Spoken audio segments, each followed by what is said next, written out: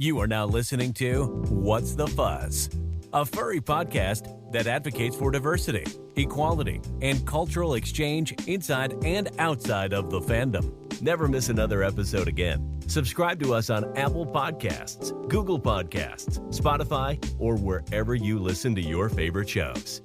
And now, your host, Reiner. Hey fuzzles, what's up, It's your favorite queer blue dragon host, Reiner, coming at you pre-recorded from my apartment's living room. If it's your first time dropping in, we appreciate you. Hope you enjoy the show. And that goes doubly so for those that choose to return every single week to tune in for their weekly fix. This episode was recorded on March 14th, 2021, and should be published around May 4th, 2021. As some of you may know, it's Asian American and Pacific Islander Heritage Month. Don't forget to do your part against Asian hate by donating and uplifting our AAPI siblings. If you need more info on how you can help, go to the very first link down below. It'll have all the resources that you need. And if you want to get some insight from an Asian perspective, you should give Kavrik and Suko's episodes a listen. After you're done with this one, of course. And if you're looking for a Korean-Canadian perspective, we've done a collaboration with Stephanie, where I interview her over on her YouTube channel, which I'll also be linking down below. Now, without further ado, we're going to be talking about kindness, academia, and health conditions on this episode of What's the Fuzz. Today I'm sitting down with Kiri, an exceptional writer and academic making her own impact in the furry fandom. Ain't nothing gonna break her stride. You can catch her over on Twitter at the Red Doll. Yes. Link in the notes below. Thanks so much for coming on the show, Kiri. Can't wait to get into things with you. Oh yeah, same, man. Thanks for having me. I feel honored, Hell yeah, I had to have you on here. We gotta talk about everything that's black, everything that's whack, and everything in between. Yeah. Yeah. But first, let me throw an icebreaker question out at you, okay? All right. So, in your opinion, what is the most overrated furry species? Give me your hottest take. Give it to me. Oh, it's definitely the fox. Oh. Yeah, hands down, it's the fox. Definitely. Yeah. Like, I'm gonna have a lot of foxes coming. Don't you get mistaken for a fox a lot? Every damn day. Because people don't know what a doll is. Nope. Like, the funniest thing I've seen, it was like there's like one of those dedicated fox accounts, and they send out the retweets of all the little fox pictures and stuff. Well, one day they posted a doll and they called it like a proud fox or like a luxurious fox, and we're all like, nah, man, no. that's a doll. It's like, it's what foxes wish they could be. But exactly. Yeah. I wish people more closely like went for the dolls, because they're honestly like really cool. Oh, they are. I love those little creatures because they're like crazy and brave, and they don't have like the pack dynamics, the rigid pack structures that wolves have. Like, sometimes they may feel like going for like 4 to 6 members, and other times it may be like they may roll 30 or 40 dolls deep. And these guys fight tigers. Yo, what the fuck? Yeah, they fight tigers. Like, I've seen, they will mob a tiger, and I was like, for something that's the size of a border collie taking on a tiger, I was like, I gotta respect that. There's the size of what the fuck? There's the size of a border collie. They are little, but they are crazy. And the thing is, like, how some people have like wolf hybrids or wolf coyote hybrids or foxes, like they've domesticated foxes. Dolls cannot be domesticated. People have tried, and dolls are just as wild and as crazy. And I was like, yeah, that's a fitting persona for me. Yep. Can't breed the crazy out of them. You cannot breed the crazy out of them. You can't breed the daring out of them. You can't breed the resilience out of them. Like, I was like, people are like, oh, well, it looks like a fox. It's not a fox. It's not a fox. It's so much more than a fox. Slander. Do not slander thy name. Do not slander the dolls. And I'm glad that you got, my name was the Red Doll, because I was trying to be funny with my Twitter name, and people are like, what is the rod? The red? And I was like, if I wrote out THEREDDHOLE, you guys would be like, the red D hole? What's a D hole? And I was like, you know what? Oh my god. It was like, if you don't get away from me with this D hole mess. Wow. Actually, I had a little bit of an advantage because a guy I talked to a bit ago, he's like a crypto person or something. Oh, Soatalk? Yeah, Yeah, him. that is the blue doll. I'm the red Mm-hmm. one. Yeah, like I was like, I see what you're doing over here. Oh yeah, he's Gotcha. really cool. Sotox is like optimum dole. I was like, yeah, Because him I and was asking Nocti. him, like, what the hell is your creature? Like, what is this thing? He's like, I'm a doll, and this is what they look like. And okay. Yeah, like fluffy, kind of fluffy, brave little wild dogs. Like I was like, I just love them. If I ever, whenever I allow myself to dream in that color, I always tell myself if I make enough money, I would sponsor like one of the zoos in like India, like one of their dole pits. And I would definitely just get Yes. my name on it, be like Kiri's dole pit, just to say I did it. That's goals. That's goals. Yeah, I love them. I love those little crazy creatures. Goals for dolls. Dole Ah. dolls. All right, well, that's out of the way now. So our listeners would like to know a little bit more about you.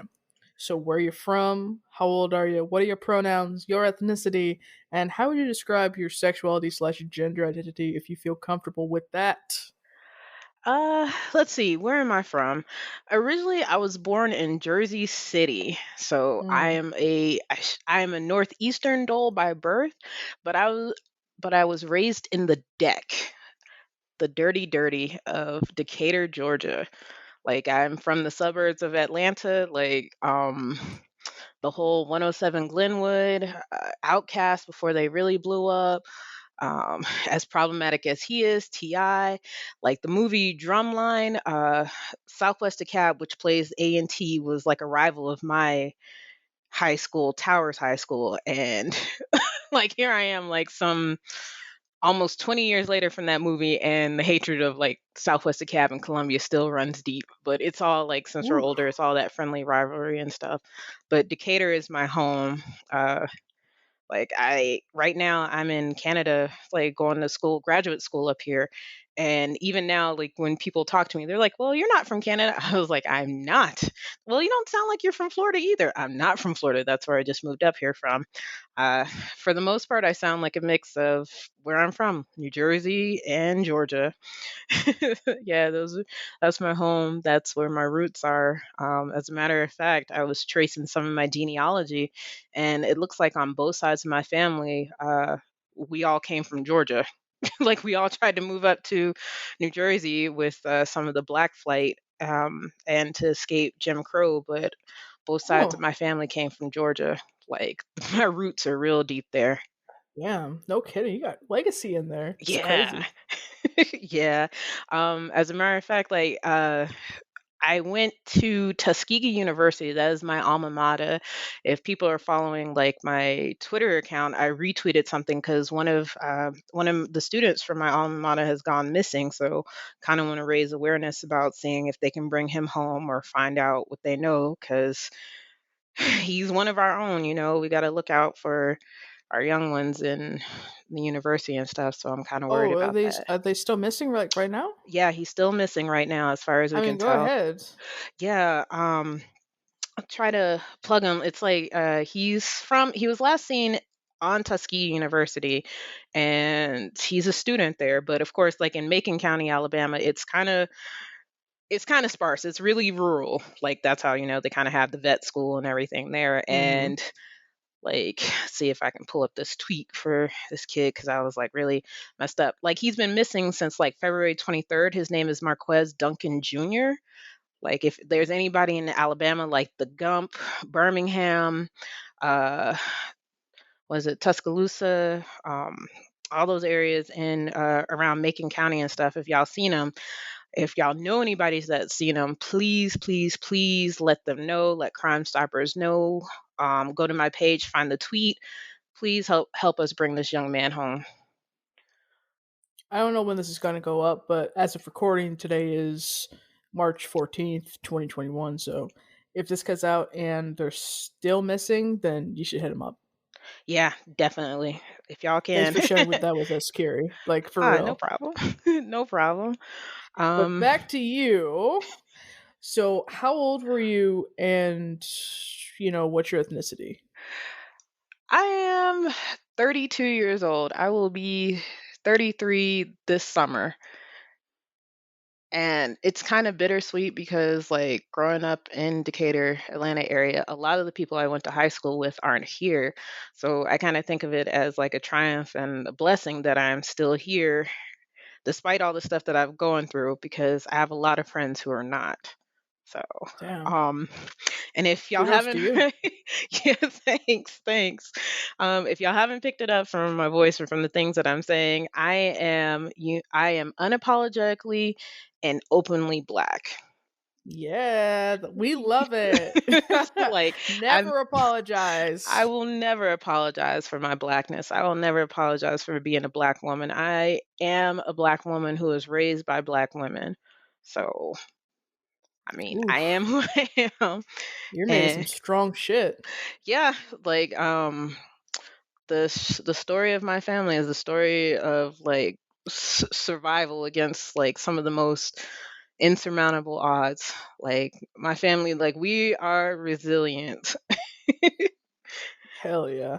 I mean, Yeah. shit. It just feeds into that dole thing. I mean, you can't breed the fierceness out of you. It's just Nope. ingrained into you.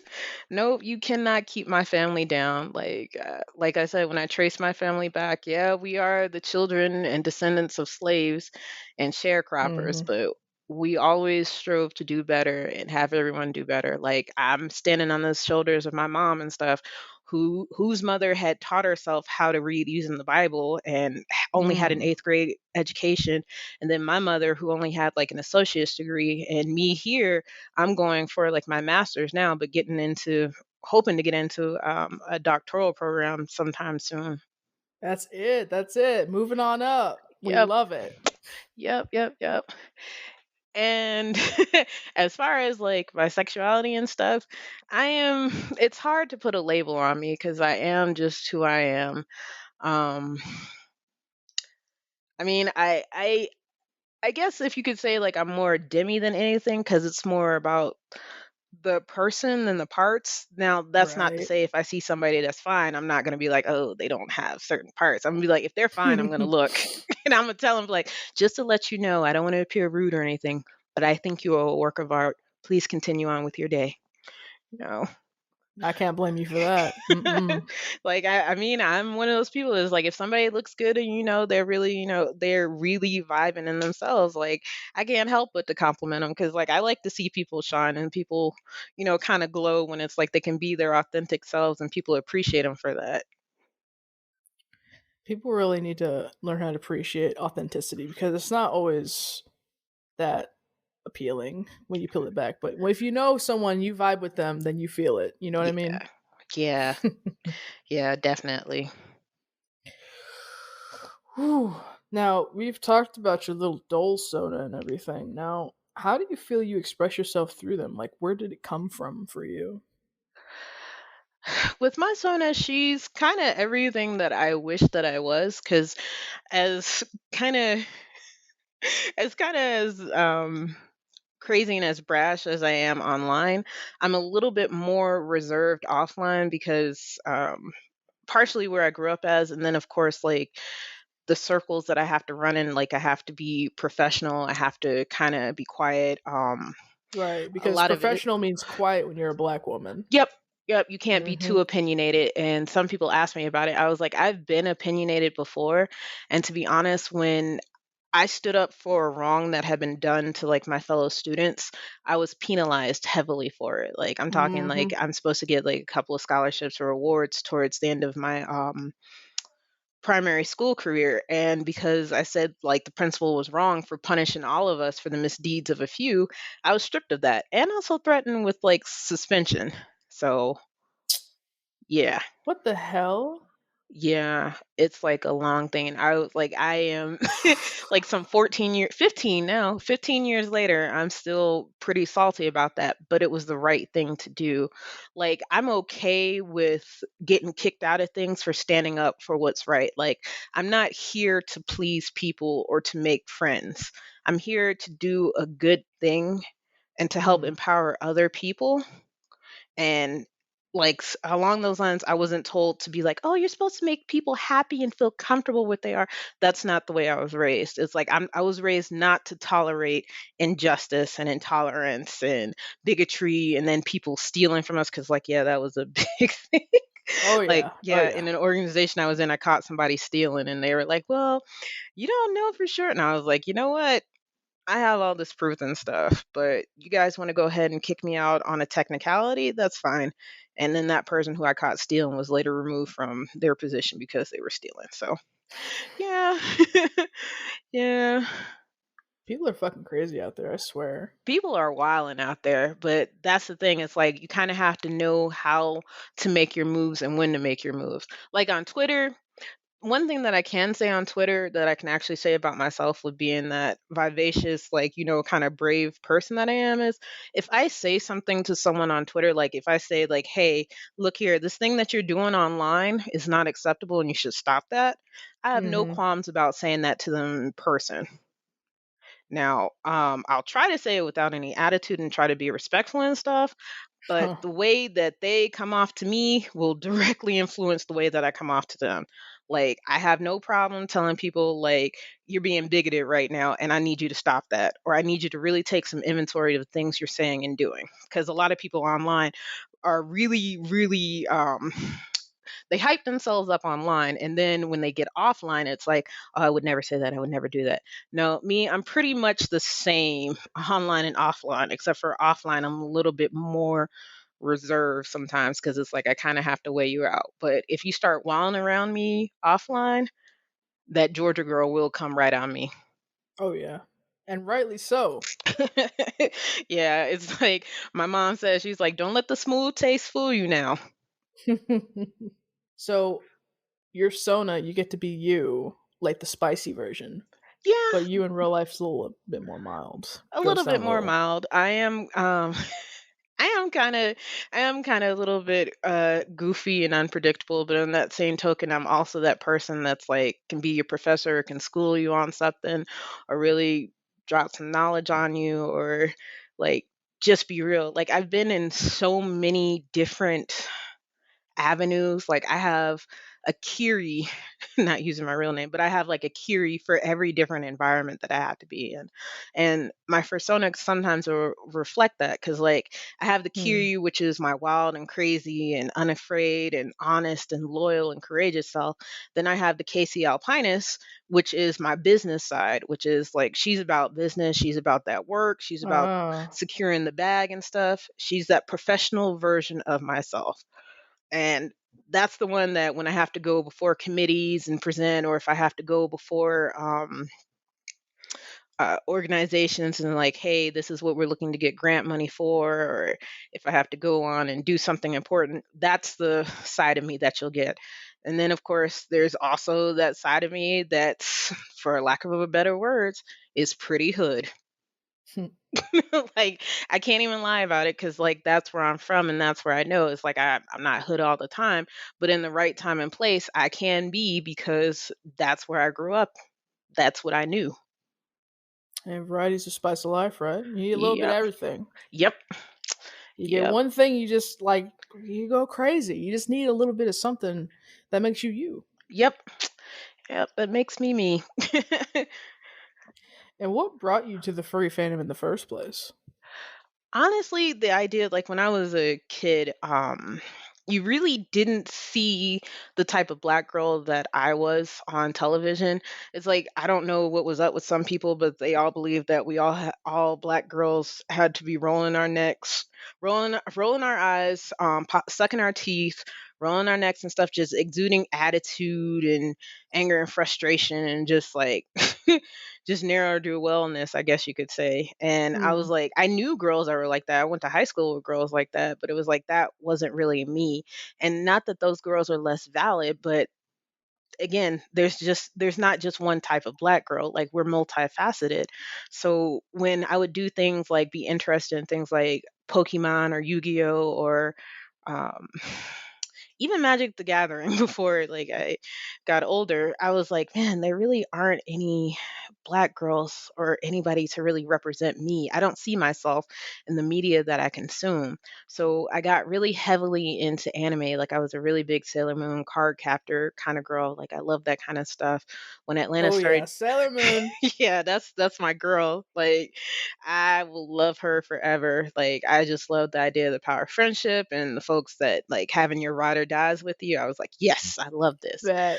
So I kind of got into furry because I was like, well, since I really don't see any black girls, I was like, what would it be like, if I could have like this animal type thing? Because whenever I would do like role playing games with my friends and stuff, I would always pick like an animal character or something because I loved that and Hmm. I thought it was cool. I mean, I loved Inuyasha too.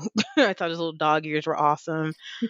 Yeah, I was just like when I was a kid, I really loved The Lion King. I made my mom take me to see it in theaters like 3 times. So I was like, yes, I love this. I love this. If I could be a lion, I would. So, of course, I found the furry fandom kind of traveling through those avenues and doing wolf role plays. Like, I had like this badass male character on there who came from like this dynasty.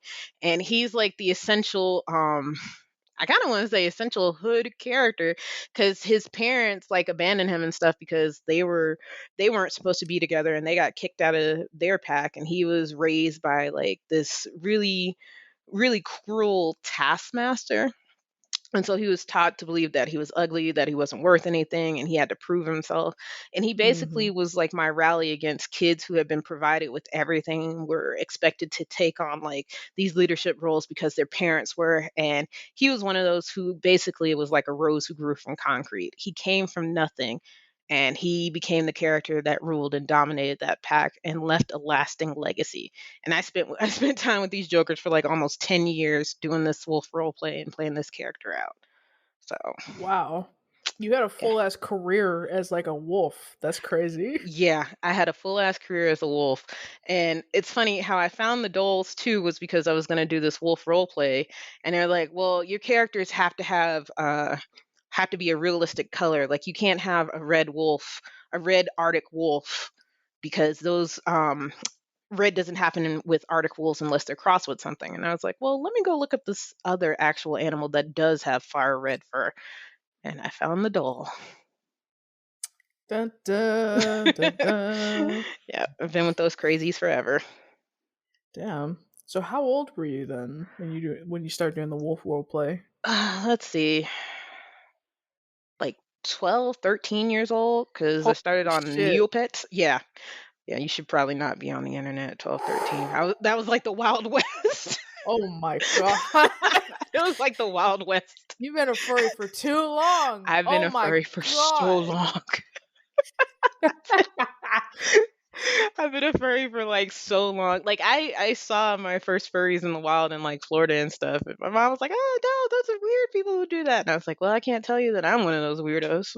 Uh-oh. Imposter. Yeah, I was like, "Can't tell you that." Like I like to go to the anime cons and I would love to go to a furry convention, but around this time, that lovely CSI episode came out, and so of course you have that depiction of furries. So now Oh all yeah. furries are crazy freaks, and it's like, oh my gosh, I'm just like, I think I was like 15 when the episode came out. So of course, yes, I'm just now a deviant at 15 years old. I mean, there are worse things you could be into at 15, I guess. You could have been, I don't know, playing Bakugan, I guess. Was that a Yeah, thing when you were 15? Bakugan. Yeah, I remember Bakugan, and what else was it? There was another one that was going on it because I think Yu-Gi-Oh had kind of switched into that too, and I was like, I don't Yu-Gi-Oh think so. turned into like a car, like a motorcycle show or something. I don't know. It went sideways. I was just like first, second season where they had Yami Yugi sending people like if you read the manga of it, this dude was killing people in there and they had to make it nice. And I was like, yeah, this is perfectly acceptable for like a Yeah. 15-year-old. Yep, this is good. But since you've been in the furry community for so long, have you like taken notice of like the public perception of it like over the years and like how it's changed the community like on the inside then? Oh yeah, I definitely have. And for some things it's like I can say that man, this fandom has changed for the better cuz like before people started making like real moves and being loud and like letting people know that we're here and there are also black furries and there are also black kids who enjoy anime and aren't like cringe, Right.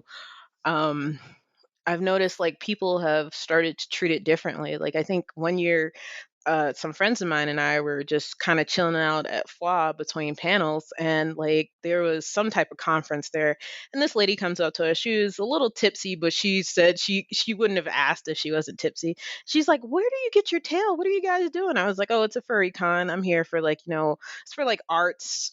For like art, gaming, literature writing, dancing, partying. Think of it like a really big party or convention for for nerdy kids. It's a pretty good charitable description. And yeah, and she started laughing. She was like, "That is so awesome." She was like, "Did you make that?" I was like, "No, I can't sew to save my life." But the person who made it for me, she's actually really cool. And I was like, I love my tail. She was like, "Why do you do this?" I was like, because honestly, right now, as a millennial, I'm working in a dead end job, and my prospects for like marriage, getting a house, being able to pay off my student loans, going to cool places and stuff, they're pretty dim. So I find this to be a pretty good outlet to keep me happy and sane. You unloaded all that into a drunk person? Yeah, I mean, like, don't like don't come up and like don't just come up and ask me about this stuff because your people will get a slice of realness that oftentimes they are not prepared for. Holy shit, you just like shotgun blast her with some realism. Yeah, like my thing is like, hey, don't approach me if you're looking for like something for me to like sugarcoat or be like, well, I'll just give you the mild version of it. No, I'm gonna give you some realness, and you can do with that what you will. For real. Damn. Well, shit, how'd she take that? Oh, she was like, "Oh man, so would I be able to go in and buy some paws?" I was like, "Yeah, go ahead, support the furry artists and stuff who are in there.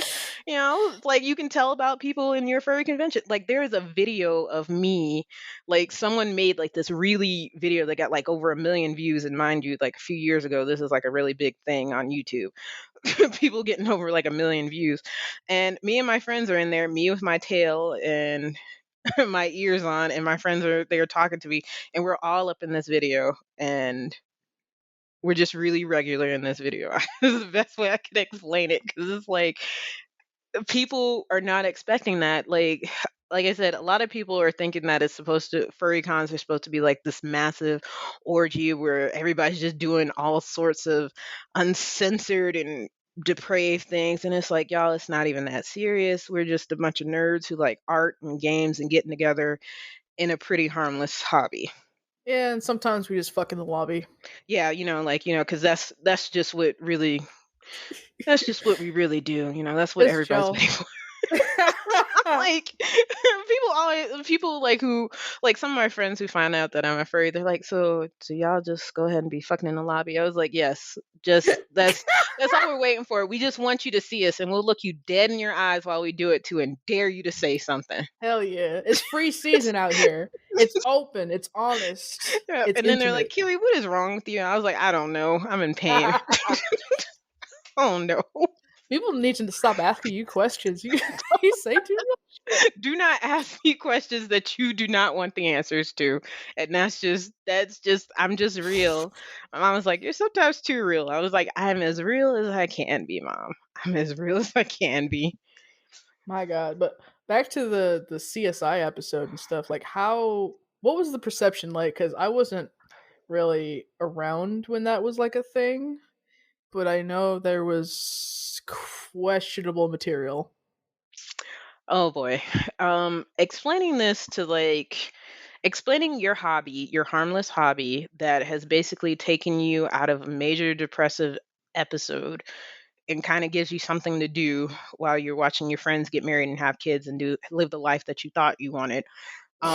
Explaining this hobby where they think that everybody's just getting together and fucking each other in front of other people and killing each other too, it was a lot. I They can't even kill lie. each other on the side. It's like it's a lot. And it's like I'm not one of those people that's just like, I'm a furry. I need to come out as a furry. I'm like, no, this is a hobby for me. If you ask me about it, I'll be honest with you about it. And depending on Mm. your level, how much you can handle that level of realness, I'll invite you in for more. But like with that going on, it was like I really had to keep some of my hobbies on the lockdown because it was just like I didn't want my mom to think that I'm hanging out with a bunch of freaks. Like, sure, I do like to hang out with a bus full of freaks in my time because that's me. Like, because I'm one too. Like Hmm. they're my friends, we're all just crazy. Let's be honest about it. Let's be honest, we're all just hey, but I don't want people like getting the wrong image of us. I didn't want people getting the wrong image of us or trying to ask weird questions because like this was a big thing too in the fandom. Like for the longest time, we would not, and when I say we, I mean the furries who are more vocal and stuff. Like for instance, Kage, they would not talk to the media because furries were always something of a joke. Hmm. Like we were always the butt of jokes, and I was like, "Oh, this weirdo can't live a normal life. They still live with their parents. They want to put on this costume, and they'd say like molest people or have sex in it." And it's like, guys, seriously. To be honest, like having been involved in convention and other adult functions and stuff over the course of my job where I got sent away, you'd be surprised at how much more frisky they are than we are. And we're supposed to be the ones that are open with it. Right, like this other guest I brought on, like said the same thing. Like at other cons, people still be fucking. You Yep. think that Spider-Man cosplayer isn't fucking the Thanos Hey, I don't want they are to. getting it while where they live, man. They're getting it while they live. Like, and I can't even be mad at it. The way I feel is like, look, as long as you're risk averse, safe, and sane, you know, do what makes you happy under the context of being it consensual between all parties involved. Like, I Right. don't care. I mean, some people get so concerned about who's doing what with whom, even though it's none of their damn business. It's not to Mm. make you happy, it makes them happy. Like, stay in your lane. So, Exactly. I think it's partially because furry is so openly queer that it just yeah. makes it even more scandalous. Like, ooh, those guys doing it in the butt. Oh my, Yeah, that kind it's of like, thing. oh my gosh, grown men having sex with each other. What in the world? Like, yeah, that was a Woo. big thing because like one thing I noticed with younger furries and stuff is the fact that they're coming up in a world where gay marriage is kind of an afterthought. It's not a big thing. Um the fact is that Family Guy supposedly said they're going to stop making homophobic jokes because of how the world's changed and how people are like, hey, this shit isn't funny. It never was funny in the first place, but now we have more people to tell you this shit isn't funny. But back when I was growing up and stuff, like the thing to call any and everything was just gay. And it's like, Yes. it was like we were all just stuck in seventh grade at that time. And I do mean it because it was like I was caught up in that dumb shit too. So it's like, no. Hmm. But then as we grow and we learn and we change, it's like we can do better. It's like, no, you do understand that there are real people on the receiving end of these jokes. And like I had to come to terms with this with my family too, because they were like, well, aren't there a lot of gay people hanging out? I was like, there are a lot of gay people at your job. The thing is, the way that our society handles like people who aren't like the norm really forces them to hide a lot of themselves away. And if I'm being me, I like to be around people who are their most real and sincere and absolute selves. And no, it doesn't bother me. Well, what if you get hit on by some woman? I was like, I get hit on at every furry con that I've ever been to by a lot of bisexual men and a lot of lesbian women.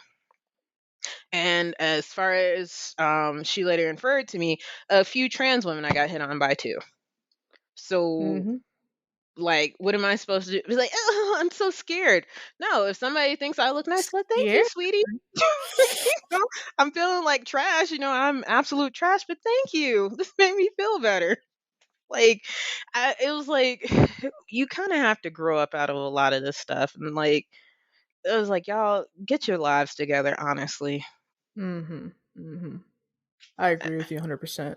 People have this weird notion that gay people are just fucking monsters that can't contain themselves. Like, what? They're just gonna go around, like, humping all the people that they see of the same sex that they're attracted to or something. Like, what? What? That's not how it works. Yeah, and that's the thing. Like when I've had some conversations with like some people I went to high school with, or like some family members who are homophobic, because like honestly, I got really mad at some of my older family members because my favorite cousin is the gay cousin.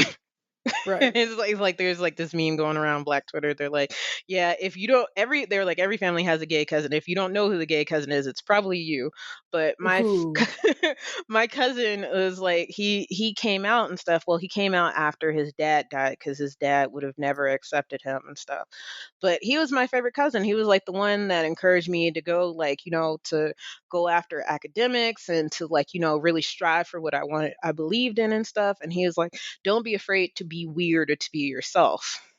And like he told me this before I even knew that he was gay.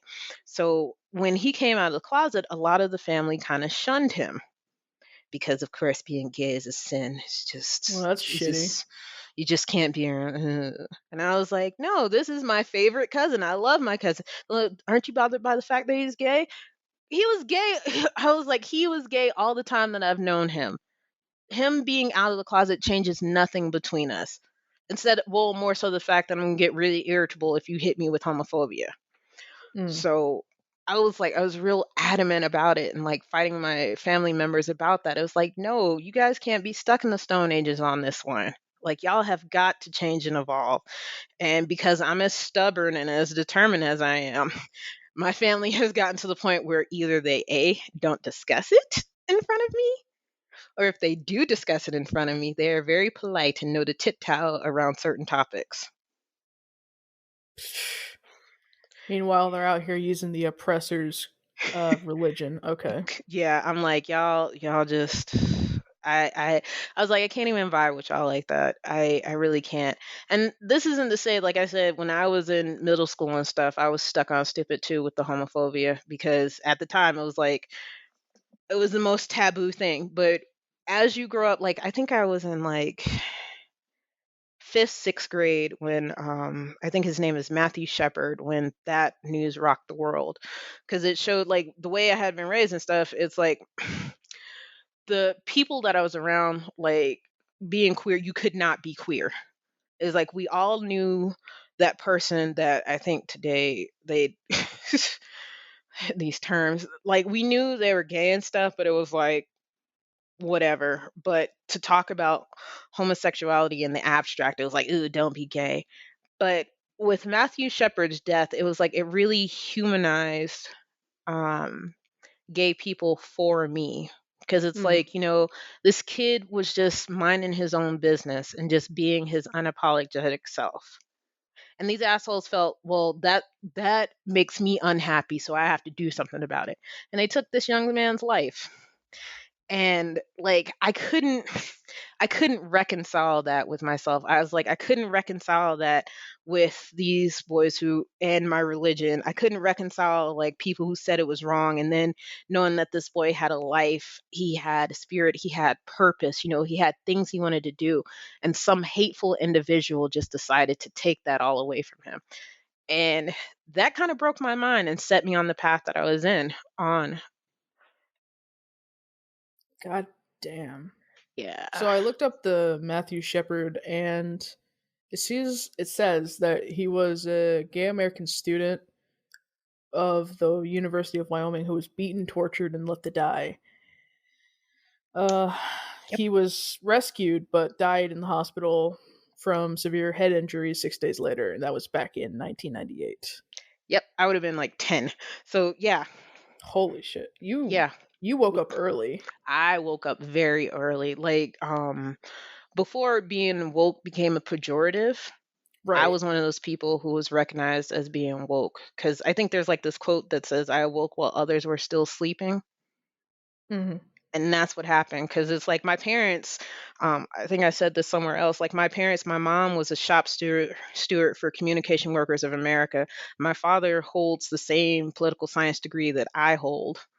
So they started me from a young age to understand that we will not tolerate injustice and cruelty and othering people. It's like this will not stand. So this is the foundation that my parents instilled in me. So I had no choice but to wake up. Like I was reading James Right. Baldwin and stuff when I was 12. Didn't understand most of it, but it resonated with me. And mind you, James Baldwin was a gay black man when you should during a time period where they wanted you to be neither. Damn. So it was like He was living his truth. yeah, he was definitely living his truth, and he was not afraid to call out like the absurdity of racism in America. He wasn't afraid to call out, the absurdities of like how people want to talk about how he's living his life and tell him like, oh, because he's gay, he should be less of a person and stuff. And he was like a really really interesting dude. Not to say that he didn't have his faults because oh boy, everybody does. But the things that he Hmm. said resonated with me and helped instill in me a kind of truth that I still carry with me to this day. And like I'm always learning. I believe that everybody has something to teach me if I shut up long enough and listen to them. Mm. So I try to learn from everybody, and like I said with Matthew Shepard, it really opened my eyes to it. And then when I learned about Miss Marsha P. Johnson, how she was like how supposedly it was like I would believe it was her and another a stud lesbian who kind of threw the bricks through Stonewall. But basically these women are like, you know what, I'm tired of this bigotry bullshit. Like those type of people, like I'm reading about them and how they stood up for what they believed in. And my mom used to get me books with the Coretta Scott King Award on it because she was like, you will know I'm giving you a good foundation for you to go out and maybe not change the world, but try to make it a better place. Damn right. I Yeah. think we should all strive to do that in our own way. Even if you only manage to be a, shopkeep or something, like you can still be a really nice shopkeep. You can Yeah, be like like you the can do coolest like one. one thing. You can do like one thing to help somebody out cuz I'm a really big person on empathy cuz like as we'll get into my disability and stuff later, but Hmm. I had when I was like in high school, I had to have major surgery that put both my legs in cast for like 12 to 16 weeks.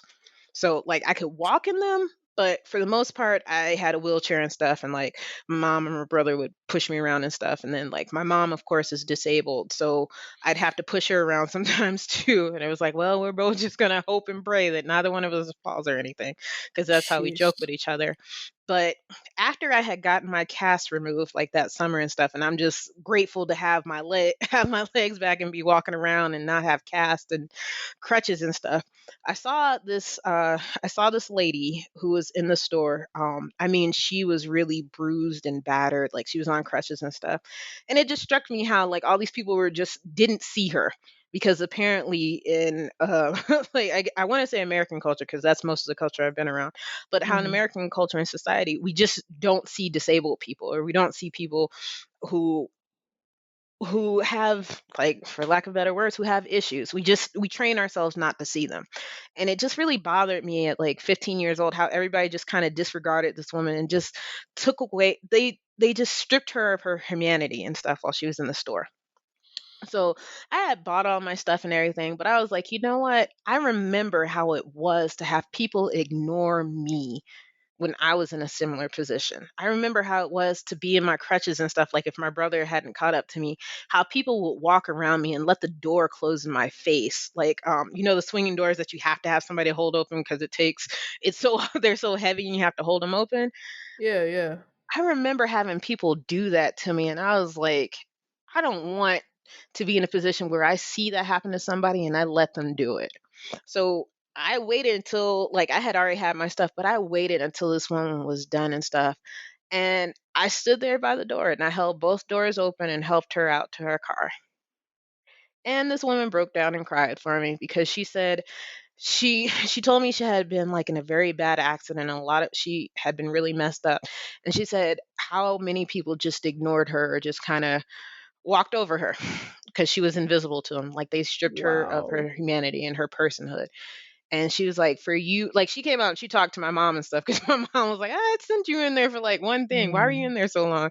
The lady came out and spoke to my mom. She was like, I don't know what you're doing with your daughter, but you're doing something right, because through all this, she sat there and she saw me. God damn. Yeah. It's like that kind of things. And it's like, I don't say this for recognition, but I say this to say that everybody has at least one thing that they can do to help somebody out. Like for me, um like I had, when I moved up here, I got a job and then I lost it because of immigration stuff. But I'm kind of usually looking to get paid for the stuff I do.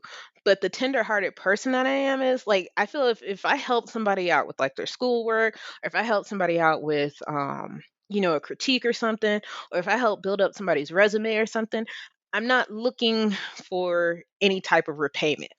What I usually tell people in those moments is like, if you have an opportunity to help someone the way that I have helped you, please take that opportunity and pay it forward for me.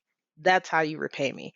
And by doing that little by little, we will make this world a better place. Welcome to the middle of this episode of What's the Fuzz? Don't forget to give us a like or subscribe on your platform of choice. And if you're listening on Spotify, follow us so you'll know when the latest episode drops. If you're not using any of those things to listen to this, just follow us on Twitter at what'sthefuzz_, or check out the Telegram channel t.me/rhinorites, which I use to post important things that tend to get lost on the Twitter timeline, like pictures of myself. Oh, and if you're BIPOC and over 18, don't forget to check out the BarPox Discord server, linked in the show notes below. Okay, that's everything. Okay, bye! Now, you mentioned before that you've gone to, like, cons and stuff, but have you, like, ran an event yourself? Like a fur meet or anything?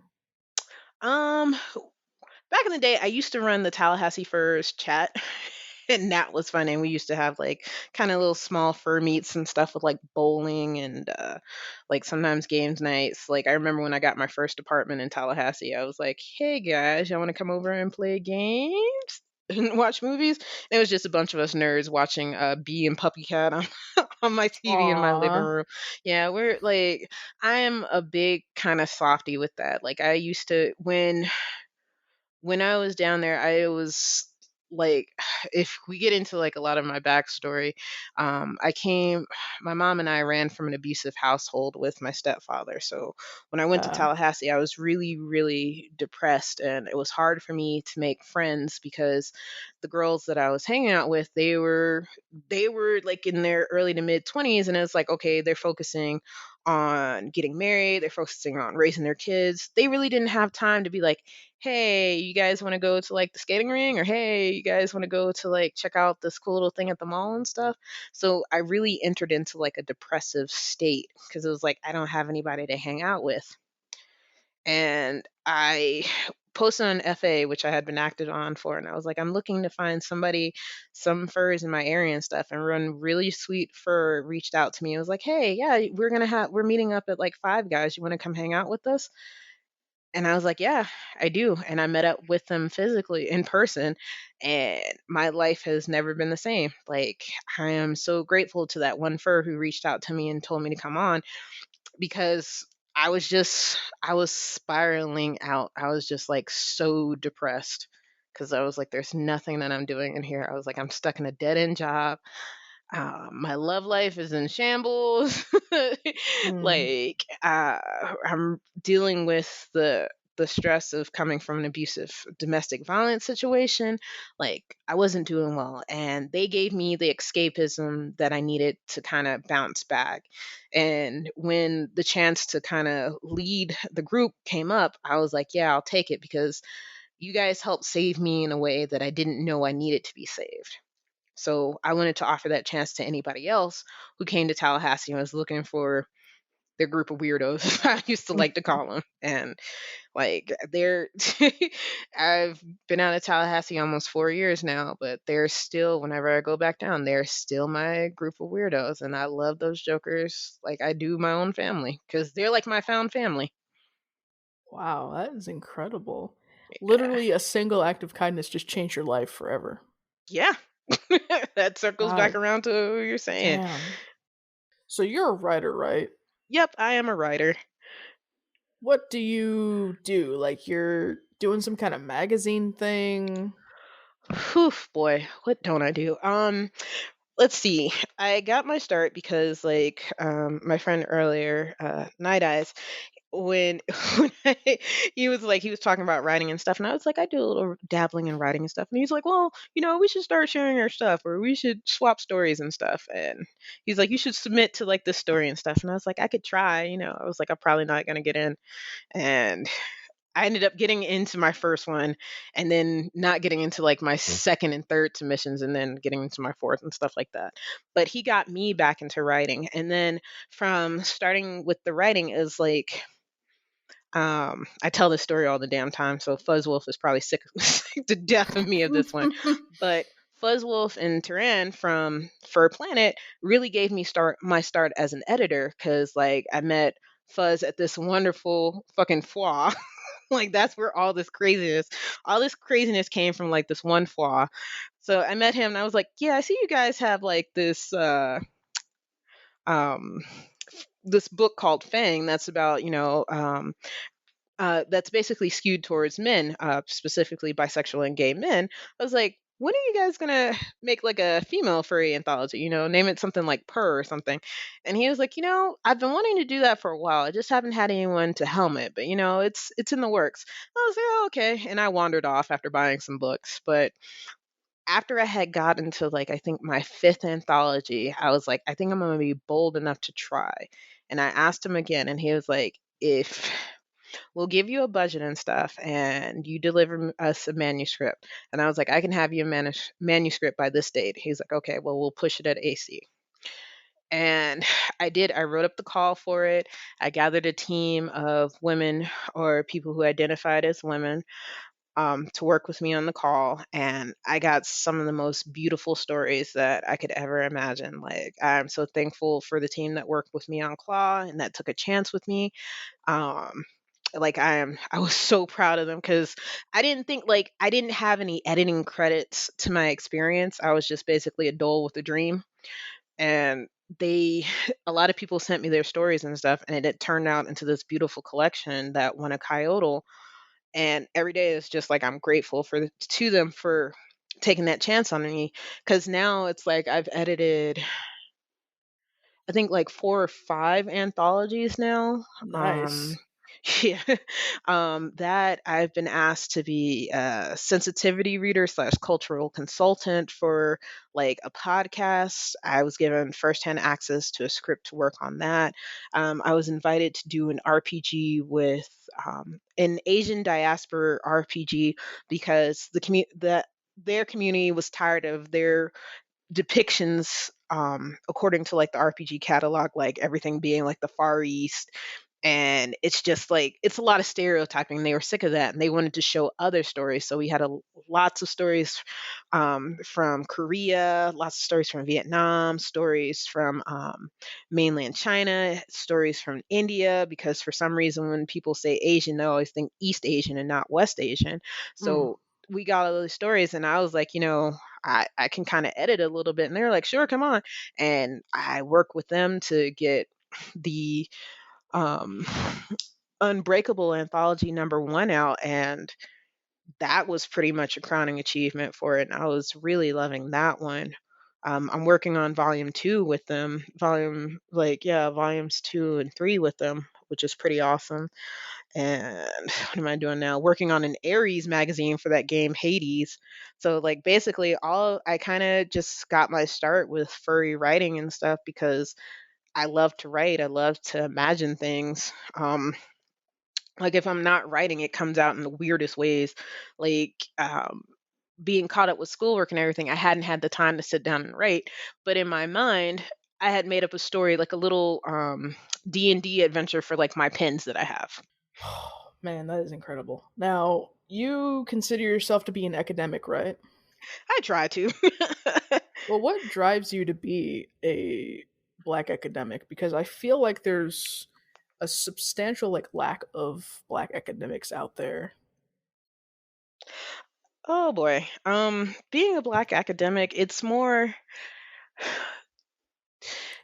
the thing that drives a lot of my growth and kind of dogness in academia and learning and stuff is because I love knowledge. I love learning. I like having my ideas challenged. I like being around people who are smarter than me because like I said, people always have something to teach me.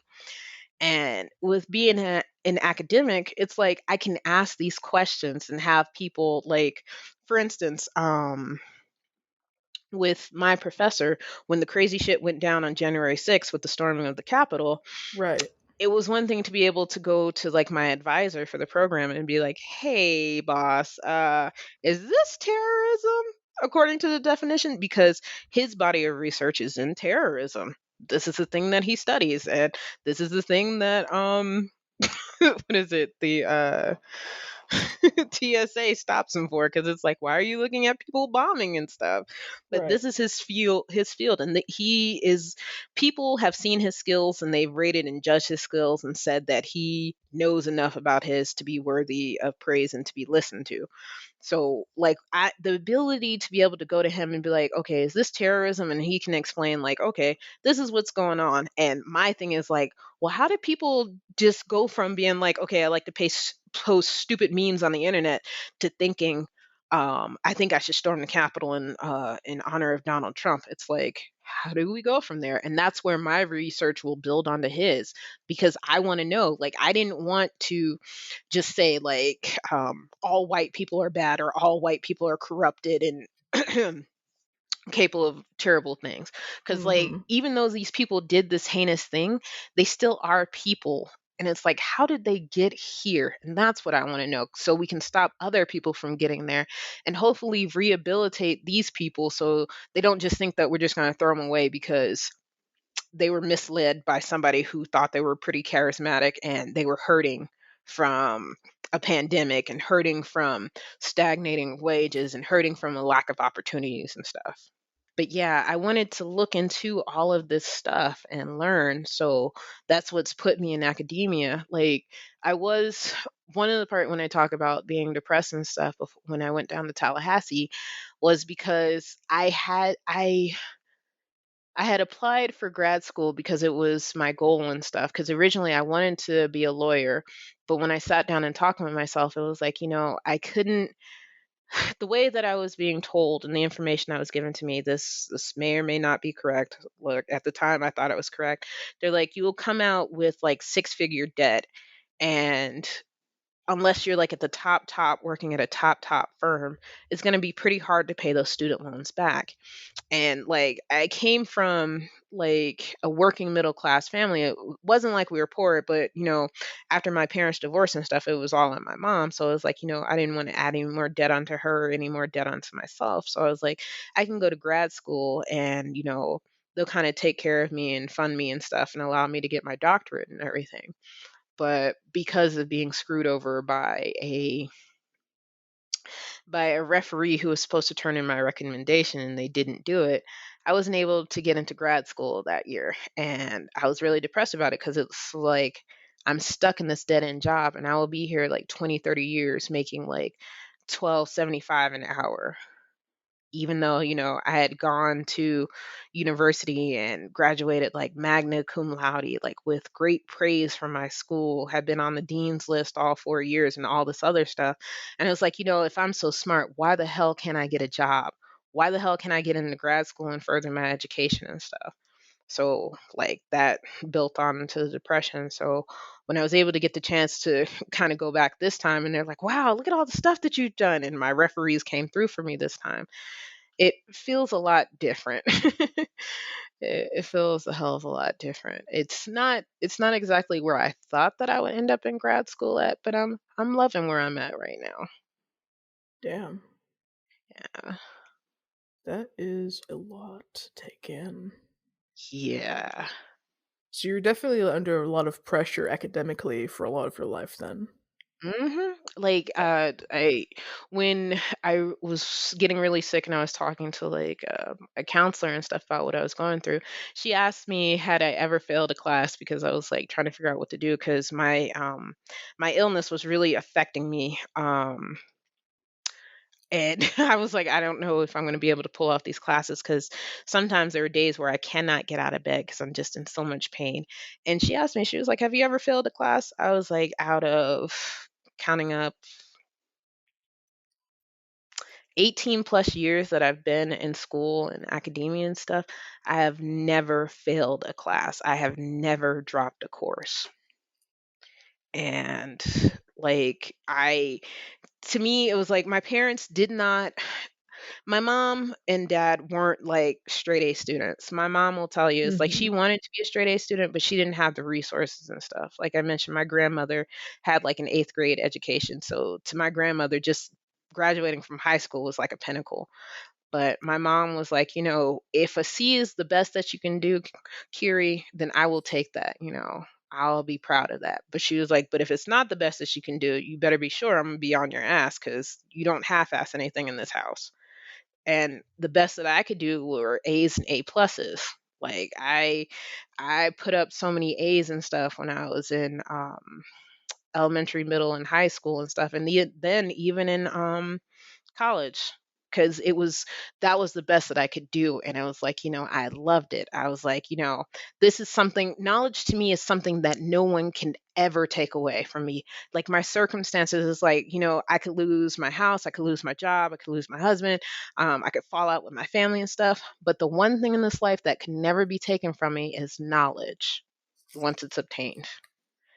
And that really resonated with me. So that's why I go so hard for it, because it's like, once I have these things that people don't want me to know or people don't want me to understand, they can never take it from me. And I can use that to affect change. I can use that to affect policy, that sort of real shit. Yeah, exactly. No matter where you end up in life, you can always start some shit because you know how to. Hmm. Damn. Yep. Unless in the future we create some kind of device to just suck people's brains and just like drink them, Yeah. Like drink there's all the always knowledge that. down. Like there's always that, and that's why why we have sci-fi and stuff. But it's like for the foreseeable future, we're not going to be able. I'll be able to keep the knowledge that I have and be able to work with it. And it's my thing is like, also I didn't get all this knowledge to keep it to myself. It's like you pass that shit along. Oh yeah, hell yeah.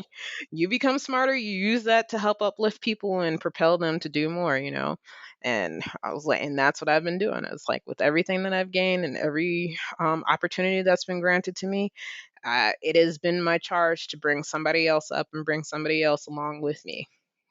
Absolutely. That is what we love to see because you're not just a hoarder. You're not just going to take all this knowledge and not, give it to people just because you want to seem smarter than everybody else. You actually want to teach people things. You want to help them learn how to live. Yep. Very anime Like expression. yeah, yeah, very much so. When you're around people who are like really, really smart, like Rhodes scholars and stuff, like I've been around them and I was like, man, I don't think I should be here. These are these really smart ass people. They're the ones that I've run into, like your miles may vary on this one, but the ones that I've run into, it's never a thing for them where it's like, yes, I'm smarter than you and you will never get to where I am. They're like, no, please engage me on my subject. Please talk to me and tell me about your life experience and learn from me, and I can learn from you. Like that's my thing with Mm, people who are really and truly smart. They don't have to use their intelligence to put somebody else down. No, they use their intelligence to uplift somebody and further their knowledge. And damn that I was right. like, that's what I want to be. That's the type of academic and scholar I want to be. People coming to me, yeah, Kiri, how does this work? How does that work? And I'm like, well, this is how this works. This is how that works. And they're like, bet, thanks, Kiri. And they go on and they change the world, or they help somebody like AOC, somebody else like AOC get elected or something. You know. So, what degrees do you hold right now? Right now, I have a bachelor's of arts in poli sci, and I'm working on my master's in poli sci.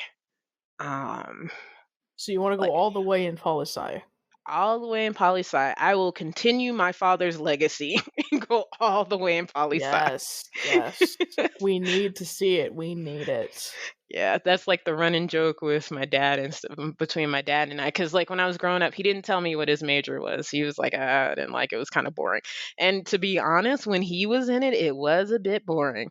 But now that I'm in it and stuff, it was like stuff has really gone sideways. And I talked to him. He was like, "Yeah, it wasn't like this when I was in undergrad and stuff." He was like, "This shit is sideways." Shit's Well, kicking off. We got yeah. So he's terrorist like, attacks. We got crazy shit happening. We got crazy, assassinations.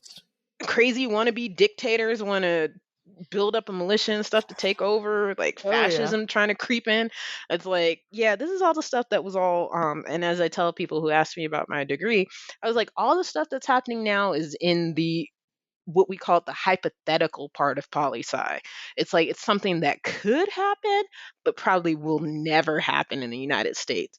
And so now you have me like, uh, these things were the things we said would never happen, and they're Oh ho happening. ho.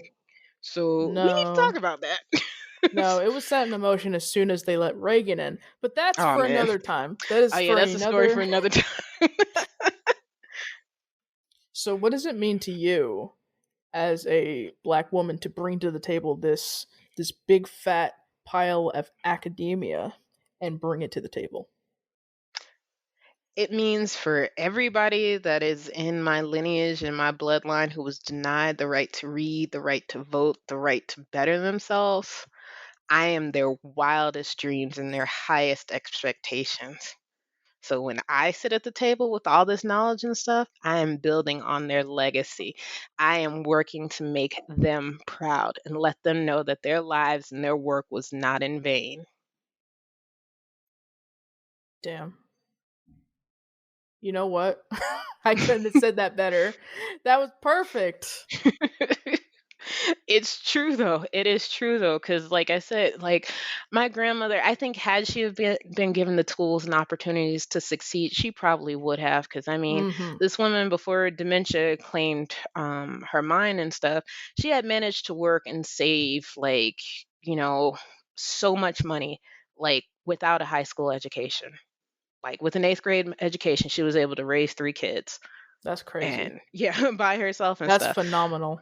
Yeah, so I build on that, and so like when I go and see her now, even though she she sometimes remembers me and sometimes she doesn't, and she's like, "Ah, Kiri, it's like it's been a while since you've been here. What are you doing?" And she'll talk to me and stuff, and I was like, "I'm going to school and stuff," and she's like, "Yeah, you stay in school and do well." Or like my other Hmm. grandma, she was like, "Sweetheart, you do well. You stay in school and stuff," and that's what I'm doing because like these were women who, had they have been given the chances and opportunities that I have, I am quite sure they would have probably changed the world. Truth there, truth there. Yeah. And black people have tried and failed before, but it was not in vain. None of it Yep. was. Yep. Their work, like I live my life so as that the people who gave their lives to make sure that I could vote, that I could read and write, that I could be given the same opportunities to succeed as just every other white kid and stuff, that their works and stuff were not in vain. Like they gave me the foundation to run with, and it's a slap in the face to them to do nothing with all that work. Like to us, like to my family, voting not voting is not an option. It's like too many people got their asses beat and disappeared. And I mean that literally. Like there are some people we will never find that were Yeah. lost during the civil rights movement who Yeah. wanted to allow us to vote. So me saying, well, my vote doesn't matter, or it doesn't, nothing's going to change and stuff is a slap in the face. Because these were people where it was like, it was the law that you cannot vote. And it was definitely the law that you could not raise your hand as a black person against a white person. Or if a white person felt you were being uppity, or they felt like you were getting too beside yourself, they could disappear you and not face any consequences against it. It was like, nope, you go and you work and you honor those who gave the ultimate sacrifice for you to be where you are, and you do what you have to do so that when the folks come after you and stuff, they don't have to struggle as hard and they have a stronger foundation to stand on than you did. Shit, I want to give you a standing ovation right now. What the fuck? I read a lot, I read and I know this things. is this is definitely not the first time you've done this. God damn. Like I think a lot, and people ask me, I was like, "What's on your mind, What's on your mind, Kiri?" And I was like, "No thoughts, head empty." Is the general default. But seriously, it's like this type of stuff is that I think about, and this is the type of stuff that my brother asked me about. I was like, "Well, what do you think about this, and how's this going?" And then I'll hang out with other people who are fighting for our rights, like talking to Tanya and stuff, and how she was involved with Standing Rock, and I'm like, man, these people are out there fighting for the fact that we cannot drink oil or we can't drink gas and stuff. Mm-hmm. They wanting us to Mm-hmm. have clean water. So like being around folks like that, they really make you step your game up, make you be a better person. So Seriously, seriously. Just talking to people like you is inspiring as fuck. Seriously. Like people yeah, out there doing everything, putting everything on the line just to make the world just a little bit better. yeah. And it does pay off.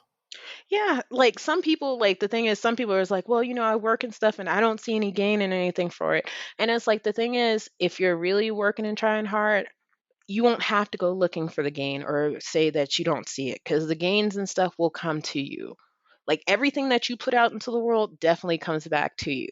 So I've learned that I try to put out as much good energy and as much knowledge and as much passion for these things into the world, and it comes back to me tenfold. Like there are times, like when I've been down and stuff, and some people are like, you know what, come on, Kiri, let's let's get you working and stuff, or let's help you go somewhere or do something, and it wasn't even expected. I wasn't expecting this from someone, but chances are, the way that karma and stuff in the world works, it was probably from something that I thought I didn't even think anything of, besides it being the good and right thing to do. And it came Yeah. back to me. That's right. That's right. And mind you, you're doing all this fucking hard work, pushing yourself to the extreme, just going for it. All the while, you have this condition, right? Like you mentioned it a few times, the pain flare ups and things Yeah. like that. Yeah. I do have a very painful and debilitating autoinflammatory autoimmune disease. Um, I don't know how far into the specifics I should get into it, because like some of it As can be much like as when you I are comfortable with. all right. Just to let some folks know, if they're not comfortable with like body horror and stuff, like to fast forward a couple of bit, because it's pretty debilitating. But I've had this condition since I was 8, and basically, like sometimes I'll get like cyst on my skin. And it's like, being a weird kid, I was like, oh, it's just like a pimple or hair bump or something, and go away and stuff, and I thought nothing of it. And then, like one time when I had a really bad flare of them, I went to the doctor, and the nurse was like, "Oh yeah, it's this condition." And I was like, "Oh, okay, what does it do?" She's like, "Basically, it's your sweat glands deciding that, what, rather than when they have a little bit of dirt or bacteria in them, rather than kind of sloughing it off." They'll hold that in there until like it becomes a cyst under your skin, deep within your skin, Oh and my. it'll have to come to the surface and rupture, or we kind of have to cut it out. And I was like, well, that's great. And I was like, well, this doesn't happen too often. She was like, with some people, when stage one is like, you can get one or so every so often, but they aren't enough to really deter from your life. And I was like, yeah, I've been getting them since I was 8. I was like, I really thought nothing of them until like I got these right now. And she was like, yeah. But the sad thing is it can get worse. And I was like, oh.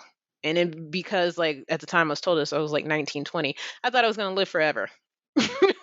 Like I just assumed, I was like, I'm going to live forever, so this thing won't progress. But yeah, when I came up here, my disease decided that it was time to progress, and it started getting worse.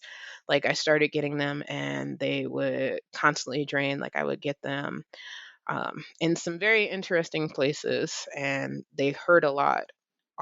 But I was starting to take like a biologic for it. But the biologic that I was taking, it didn't completely clear them up, because apparently I got the lucky number and drew a very stubborn case of it. So um, it didn't help. And so I was noticing they were getting worse. So what I decided to do was like, I'm just going to wean myself off this medication. And in doing I started having bad joint pain. It was hard for me to get out of bed. The flares started getting really, really bad. I couldn't sit. I was just hurting in my body. I was just so sick. And at that time, I stopped eating too. Like food wouldn't stay down, and I stopped eating and I stopped drinking. And uh, at one point where it was like, yeah, my husband was like, you need to really go to the doctor and stuff. And I was like, I didn't want to go to the doctor because one of the ways that they treat them with the cysts is like they'll give an incision on it, but it's like because they're so deep, the freezing or the topical that they put on it doesn't penetrate the nerve. And of course, there's all this inflammation and stuff going on. So you just feel it. Like it's painful. It's like basically having someone cut into you without any novocaine or any type of numbing agent, and it just hurts. So I kind of had developed like PTSD from that, and I didn't want to go to the hospital because I was like, they're going to hurt me again. But my husband was like, "You're very, very pale. You're not eating and stuff, so I'm really worried." So I go to the hospital, and they're like, "Yeah, we're gonna go ahead and admit you because you're not doing really well." And it turns out that my body was going septic from my disease. It was like there was just too much inflammation and infection in my body from the disease, and some of my organs were like trying to shut down. Like they did an EKG on my heart. My heart was going crazy because it's like Oh my I'm god. kind of shutting down. It's like, yeah. And I hadn't really told too many people about this because I was like, I don't want you guys really to worry. But I was in the hospital for almost 2 good weeks up here while they pumped me full of IV antibiotics, trying to save me and stuff. Like, I ended up, from this fiasco, I ended up losing 50 pounds. Like, I was 50 pounds lighter. Um, I had to have I was referred to a rheumatologist, and the idea is like the drug gave me drug induced lupus, which is explains like all the joint pain and stuff and why I was just hurting so badly and everything.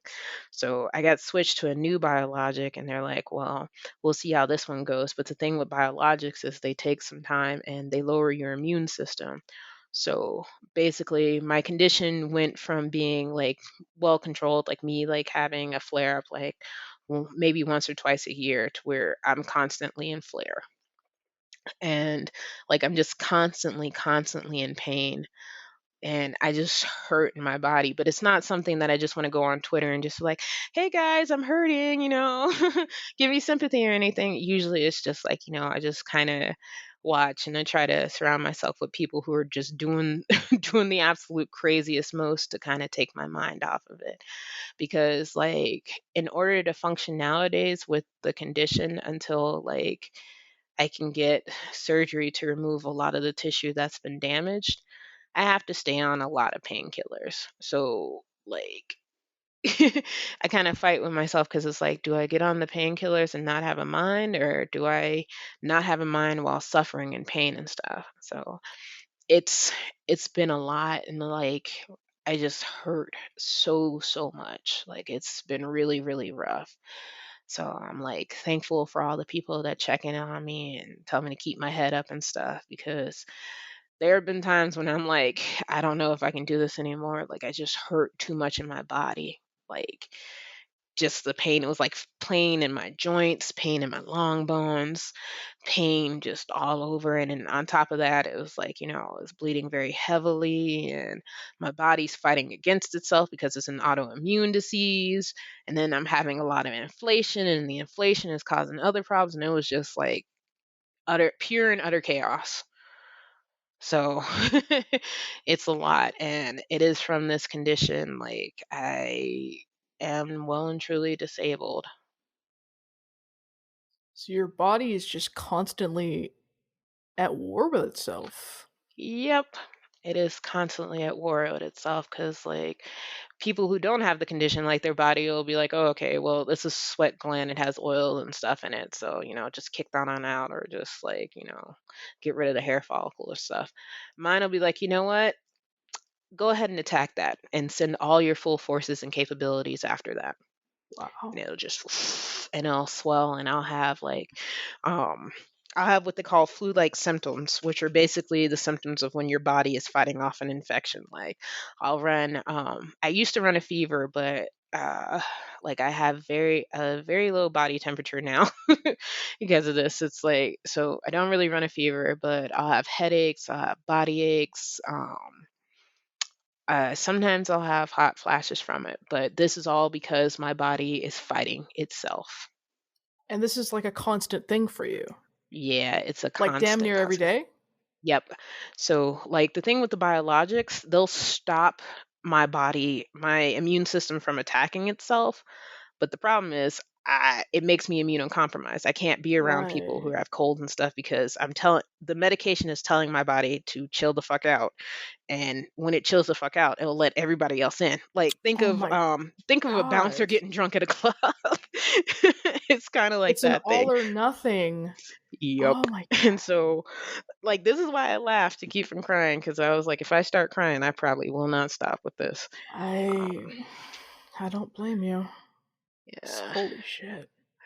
yeah, it's a lot, but I'm not, like I told my professors and stuff. I was like, I'm not gonna be denied. Like, yes, this is a sickness, and there will be some days where I cannot function, and I have to lay here and kind of be high outside of my mind in Mhm. order to get through it. But I will not be denied, my education. I will not stop learning. I was like, I don't care. Like, oh yeah, the thing is, the inflammation has started to affect my eyes. So I'm like, oh, that's fucking great. Your eyes too? Yeah. Yeah, with it, when the inflammation gets bad, it'll start affecting your optic nerves. So like one eye, I'll What? start getting like it'll be blurry, and I'll get like pink eye, and I'm like, why the fuck What am I? the fuck? Okay. Yeah. Yeah, it could be real bad. So I've actually got to go see an ophthalmologist for my eyes and stuff. But I was like, I don't care, man. I will be up here like Stevie Wonder with a whole bunch of audiobooks. Mm. Like Can't my stop brother, your mind. Can't no, stop your mind. I will not stop me. My brother was like, "You wrong for that, Kiri." I was like, "Well, I'm gonna do what I do." I was like, "I will not be denied on this one." Damn. That is crazy. I'd never heard of someone going through something like that, so I'm glad to know that someone can have these kinds of issues, but they persist and they can really make something of themselves. Like that's fucking wow. Yeah, like I told you, my little personas, animals are very resilient, and I was like, I have. Very, very tenacious.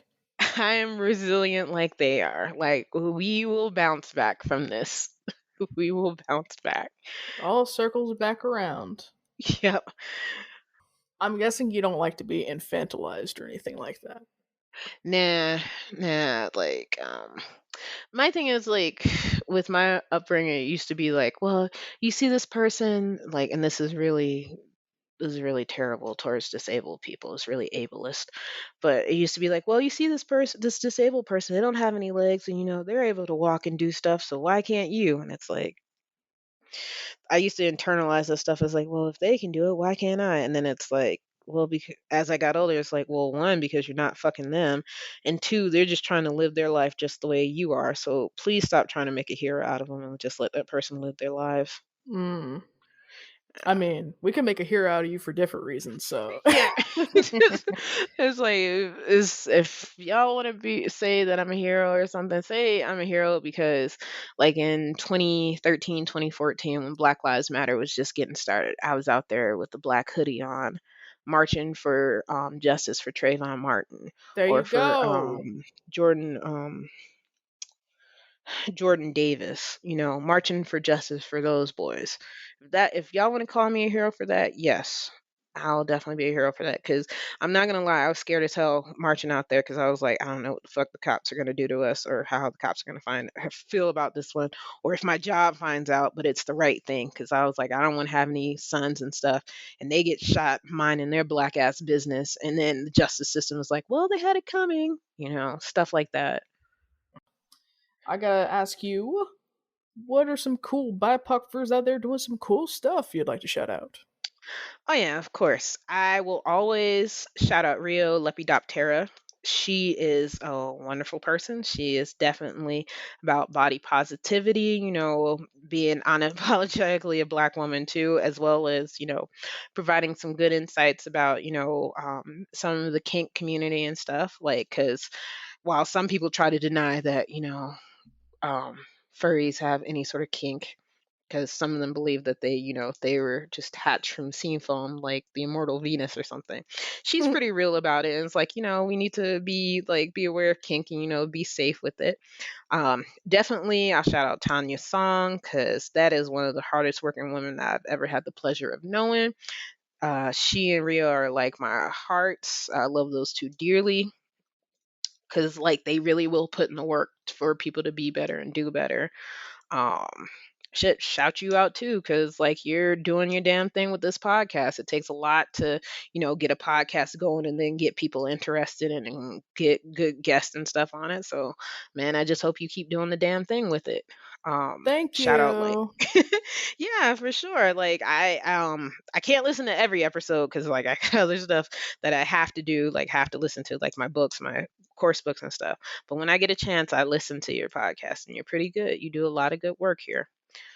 Um, shout out Solar Dog, and I watched that dude grow from Solar Pup into Solar Dog, and he's still just as real and as sweet as he was when I first met him. Aw, Solar Pup. That's Yeah, cute. yeah, he used to be Solar Pup. That's how long I've known him. Shit, Todd's crazy ass.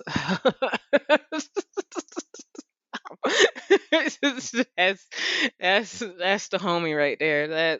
He's just, oh gosh, he is like one of my younger brothers because like he and my younger brother have the same crazy realness about each other, and I just look at him and was like, man, I don't know how, but you have got to be related to me. Mhm. But yeah, he's doing his damn thing. He was like he's always been unapologetic and calling out bullshit, and I just love him to death for that. Uh, shoot, like shout out to some definite trans folks like Horde Boy Riot or Riot, Rude Boy Riot. That's the homie too, because he really hit me to some stuff like the shit that trans men go through. What it's like to be black and trans, and having a lot of people just try to make you into something that you don't want to be or that you aren't, and then him holding fast to who he is and living and standing in his truth. Like just salute that dude. Um, shout out to trans women that I follow and that were able to help inspire me and help me be a better person and stuff. You know, shout out shout out to all the people that surround me with realness and stuff. Those BIPOC, y'all are really doing it and changing stuff. And oh yeah, shout out to Othello and Jacob E. Like the call them the elders because like they're older than I am, but they are always serving realness. Like I never have a problem with being like, hey y'all, I need some help or an opinion on this one from somebody who's older and definitely like more self-actualized than myself. It was like, y'all go ahead and tell me. And these brothers never have steered me wrong, and I love them both for it. Okay. Last question. What is your favorite thing about being a furry? The experiences, man. Like when I am if I should make it this far, but if I reach my grandmother's age, which is 89, and I have like maybe one tooth in my head, maybe 10 cents of hair worth on 10 cents left of hair on me on my head and stuff, maybe a marble or two rolling around, I'm able to look back on Furry and be like, when I was lost and I wasn't doing well and I didn't see a point of living or doing anything else, they kind of found me and helped me find my purpose and stuff, and they were real to me. They were good to me. And I hope to keep that. That was really sweet. Alright. That just about does it for this episode. Thank you again, Kiri, for coming on the show and chatting with me. Oh yeah, man. Thanks. No problem. Thank you for having me. Like I said before, I feel real honored. Hell yeah. You've got the spotlight to promote anything you'd like. Go for it. All right, I will promote some of my books. I am the editor for Soar Volume 1. It's on inverted fairy tales.